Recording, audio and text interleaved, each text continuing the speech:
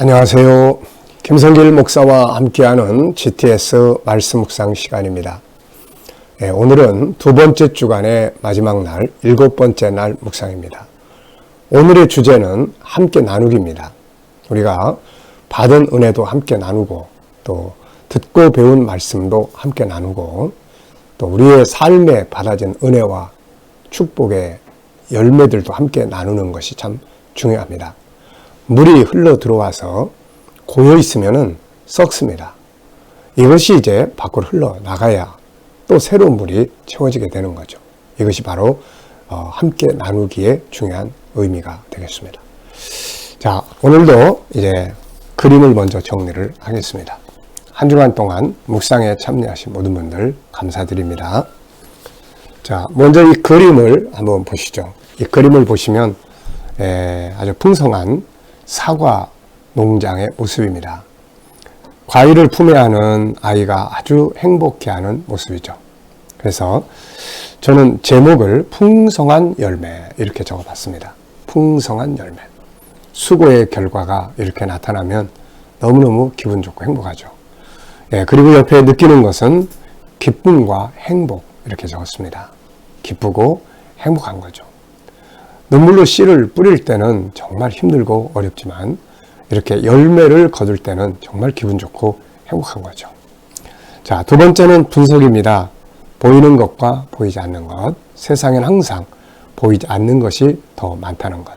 그래서 우리가 어떤 일을 할 때 항상 새로운 길, 또 새로운 방법, 또 그러면서도 또 보이지 않는 숨겨져 있는 어떤 그 문제점들이 또 무엇인지 이런 것들을 세밀하게 찾아낼 수 있으면 실수도 덜하고 변화와 발전도 만들어낼 수 있습니다. 자, 우리가 숨겨진 것을 찾기 위해서는 질문들을 많이 해야 되죠. 질문을 통해서 숨겨진 것들이 발견될 수 있기 때문에 그런 겁니다. 자, 우선 눈에 보이는 것은 커다란 사과 농장이 있습니다. 사과 농장. 그리고 여기에 사과 나무가 있고 아주 주렁주렁 매달린 아주 먹음직한 사과가 있습니다. 아이가 이 사과를 따면서 너무너무 행복해하고 기분 좋아하는 모습이 있고요. 또 주변에 여러 가지 풀들도 있고 또 하늘의 장면도 보입니다. 그리고 보이지 않는 부분은 이 아이의 마음, 사과를 따는 이 아이의 마음이 어떨까요? 또 수고한 농부의 모습은 여기 보이지 않습니다. 그리고 열매를 맺게 하시는 분은 또 하나님이신데 그 하나님은 또 보이지 않죠. 그러면서 우리가 이 사과가 참 꽃이 피고 열매를 맺기까지의 그런 성장의 원리도 이 속에 들어 있습니다. 이런 것들을 우리가 잘 발견하고 연구를 하면 잘 키울 수가 있게 되겠죠. 자, 그리고 이렇게 풍성한 열매를 거둔 이 결과는 어떻게 될까요? 아이가 이걸 가져가서 함께 나눠 먹을 수도 있을 것이고, 그리고 이것이 주는 교훈도 있습니다. 우리는 뭘 보더라도 이 중에서 뭔가는 배워야 되는 거죠. 우리에게 주는 교훈. 자, 세 번째는 그림에서 가장 중요한 것을 찾는 겁니다. 그림에서 가장 중요한 것은 무엇인가요? 저는 농부의 수고와 하나님의 역사하심 이렇게 적었습니다. 농부의 수고와 하나님의 역사하심. 뭔가 열매를 맺을 때는 농부의 수고, 그리고 하나님이 따뜻한 햇빛과 때를 따라 필요한 물을 주셔야 이렇게 열매를 맺을 수가 있는 거죠. 그리고 또 이 나무의 수고도 있습니다. 이 나무 스스로가 또 하나님이 주시는 물, 햇빛을 빨아들이면서 또 성장을 해가는 거죠. 자, 네 번째는 이제 연상법 훈련이에요. 기억력 향상학입니다. 자, 이 장면을 보면서 떠오르는 내용이 무엇인지 적어보시기 바랍니다. 저는 두 가지를 적어봤어요. 하나는 성경 구절입니다. 시편 126편 5절로 6절입니다. 잘 아시는 말씀들이죠. 눈물로 씨를 뿌리는 자가 기쁨으로 단을 거두리로다.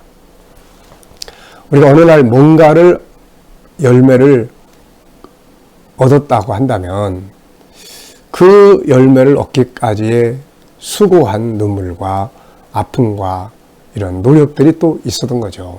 그래서 그 결과물로 열매를 얻게 되는 겁니다. 그 수고와 눈물의 과정이 없이 열매를 거두려고 하면은 남의 것을 도둑질하게 되고 사기를 치게 되고 막 이런 문제들이 생기는 거잖아요.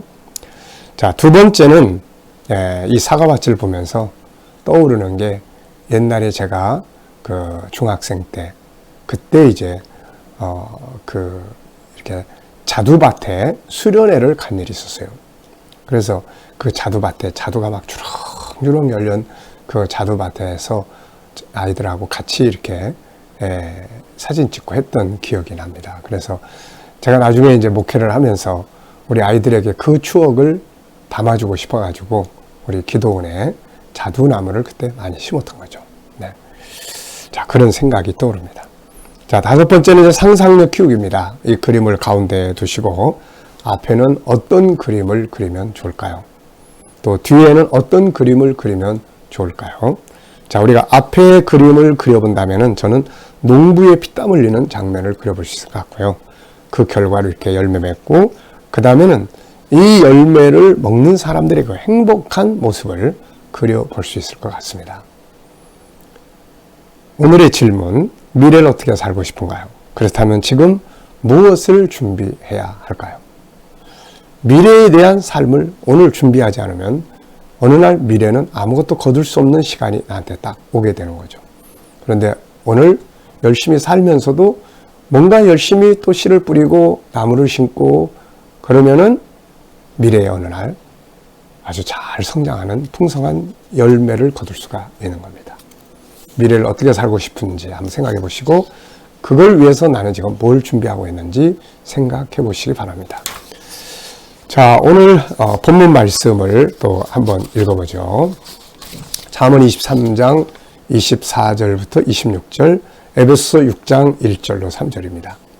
의인의 아비는 크게 즐거울 것이요 지혜로운 자식을 낳은 자는 그로 말미암아 즐거울 것이니라. 내 부모를 즐겁게 하며 너를 낳은 어미를 기쁘게 하라. 내 아들아 내 마음을 내게 주며 내 눈으로 내 길을 즐거워할지어다. 자녀들아 주 안에서 너희 부모에게 순종하라. 이것이 옳으니라.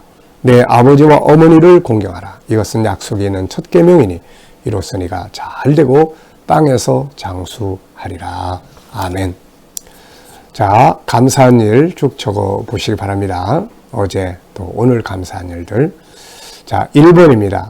본문 전체에서 긍정의 요소나 단어들을 찾아서 나누기입니다. 자, 왜 이것을 우리가 한다고 그랬습니까? 세상에는 항상 어두운 면과 밝은 면이 있습니다. 빛과 어둠이 같이 있는 거죠. 부정적인 부분과 긍정적 부분이 같이 있습니다. 사람도 그렇고 세상도 그렇고요. 그런데 이 부정과 긍정 중에서 우리가 항상 무엇을 보느냐에 따라서 삶이 달라지게 되는 거죠. 요셉이 노예로 잡혀갔지만 그는 그 어두운 면을 보고 절망과 좌절하는 이 부정적인 요소를 찾은 게 아니라 하나님의 뜻이 분명히 있다라고 하는 긍정적 생각을 갖습니다. 이것이 노예로 팔려간 요셉이 애굽에서 승리하게 되는 중요한 비결이 됐던 거죠. 예수 그리스도 안에, 하나님 안에 부정은 없는 거죠. 그래서 우리가 이런 훈련을 항상 잘해야 합니다. 사람도 나타나는 부정적인 면만 보면 싫어지고 관계가 깨지고 그래요. 근데 그 안에 긍정적인 부분들을 이렇게 보기 시작하면은 또 관계가 좋아지게 되는 거죠. 자, 본문 속에는 저는 이제 이런 단어들을 쭉 적었습니다. 의인, 지혜로운 자, 즐거울 것, 기쁘게, 마음, 주 안에서, 순종, 공경, 약속, 잘되고, 장수하다. 이런 단어들을 보면 굉장히 기분 좋죠. 장수하다. 이런 단어를 보면 얼마나 기분 좋습니까? 네. 자, 두 번째입니다. 한 주간 묵상하면서 기억에 남는 것이나 응용해 본 것은 뭔가요? 저는 의로운 자, 또 지혜로운 자, 또 마음을 주고 그리고 나의 길을 즐거워하라. 참 부모에게 뭔가 배우려고 하는 자녀의 모습은 진짜 아름답고 부모를 즐겁게 하는 것이죠. 자, 본문의 내용을 설명해 보기입니다. 본문은 부모 공경의 말씀입니다. 아비와 어미를 즐겁고 기쁘게 하는 자들이 잘 되고 장수한다는 것이죠. 부모를 즐겁게 하는 방법이 뭐냐? 바로 의롭게 살고 지혜롭게 살며 마음으로 섬기고 부모의 길을 배우고 따라가는 자녀의 모습입니다. 자, 암송 시간입니다. 우리 GTS 묵상은 세 가지의 중요한 목적인데 그 중에 하나가 암송이에요. 한 본문을 한 주간 동안 계속 이렇게 묵상하다 보면 나중에 자연스럽게 암송을 하게 됩니다. 말씀이 내 속에 암송이 되고 들어있어야 좋은 효과를 발휘할 수가 있게 되는 거죠. 자, 암송하는 방법은 제가 늘 말씀드리죠. 네 가지. 첫째는 문자 그대로 외우는 것. 둘째는 구조의 흐름을 외우는 것. 세 번째는 이야기로 외우는 것. 네 번째는 이 중요한 걸 찾아서 그것만 집중적으로 외우는 것. 말씀을 자꾸 외우는 훈련을 하시면 기억력이라든지 또 생각의 움직임이라든지 여러 가지 유익이 많습니다. 자, 다 같이 한번 외워보시죠. 의인의 아비는 크게 즐거울 것이며 지혜로운 자를 낳은 자는 그로 말미암아 즐거워하리라. 내 부모를 공경하고 내 부모를 즐겁게 하며 너를 낳은 어미를 기쁘게 하라. 아들아, 내 아들아, 너의 마음을 내게 주며 너의 얼굴로 나의 길을 내 눈은 나의 길을 즐거워할지니라. 자녀들아, 주 안에서 너희 부모를 순종하라. 이것이 옳으니라. 내 아비와 어미를 공경하라. 이것은 약속 있는 첫 계명이니 이로써 내가 잘되고 땅에서 잘되고 장수하리라. 아멘. 네, 이렇게 외워두면 우리 속에서 이제 말씀이 살아서 역사하는 겁니다. 자, 다섯 번째입니다. 본문 전체에서 가장 중요하다고 생각되는 질문 하나 만들어 나누기입니다. 자, 어떤 질문을 적어 보시나요? 저는 두 가지 질문을 이렇게 적었습니다. 첫째, 부모를 즐겁게 하고 기쁘게 하는 방법은 뭔가? 본문 속에는 그게 잘 나타나 있어요. 의롭게 살고 지혜롭게 살고 마음으로 부모를 섬기고 또 부모의 인생의 길을 배우려고 하는 이런 자세를 갖고 이런 것들이 부모를 기쁘게 하는 거죠. 두 번째입니다. 부모를 즐겁게 하는 자의 결과는 어떻게 되나요? 땅에서 잘되고 또 장수하게 됩니다. 네. 자, 7가지 주제로 나눈 각기예요. 월, 화, 수, 목, 금, 토, 일. 첫째 날 전체 기억하고 이해하고, 둘째 날 중요한 거 찾고, 셋째 날 숨겨진 비밀 찾고, 넷째 날 하나님의 마음 느끼고 주님의 관점으로 세상 보고, 다섯째 날 나, 너, 그리고 만물, 업무, 환경과의 관계 잘하고, 그 다음에 여섯째 날 배우고 응용하고, 그 다음에 일곱째 날 함께 나누기가 되는 것이죠. 자, 요 7가지 주제를 가지고 우리가 업무도 분석하고 나눠보고 또 우리가 관계도 살아가면서 필요한 모든 것들을 다 이렇게 한번 토론하고 이렇게 해보면 참 좋습니다. 아이들에게는 천재성 4가지를 잘 활용할 수 있도록 이렇게 나누게 해주는 게 좋아요. 자, 7번째는 EQ 기도문 3번째입니다. 성품을 위해서 기도하는 거예요. 사랑, 나눔, 긍정의 눈, 협동, 겸손과 정직, 신뢰, 온유함, 용서, 약한 부분 담당해주기, 배려와 인내하기, 공감 능력, 윈윈 정신, 도전 정신, 책임감, 자기관리, 소금과 빚대기가 되겠습니다. 자, 옆에 보시면은 속으로 모임 때 함께 나눌 내용들입니다. 1, 2번은 그렇게 같이 나누시면 되고요. 3번은 내용 정리예요. 첫째는 가정의 소중함입니다. 우리가 하나님의 창조의 질서를 보면 사람은 먼저 개인적으로 지음을 받고 세상에 옵니다. 그리고 다음에는 생육번성, 가정을 이루죠. 가정은 일남일녀로 이루어지며 그 가운데 자녀들이 태어나 한 가정을 이루게 됩니다. 그래서 가정은 소중하게 여겨야 하며 자기 역할을 다해서 행복한 가정을 이룰 수 있어야 되죠. 그래서 가정을 천국의 모형이다, 이렇게 이야기를 합니다. 자, 두 번째는 부모 공경의 중요성이에요. 부모는 자녀의 뿌리가 됩니다. 영적으로는 하나님이 우리 아버지시며 육적으로는 어머니, 아버지가 존재의 근원이 되죠. 부모는 자식을 낳아 눈물과 수고로 양육하고 그 자녀는 또 부모가 됩니다. 그래서 자녀들은 마땅히 부모를 기쁘게 하고 공경해야 하는 거죠.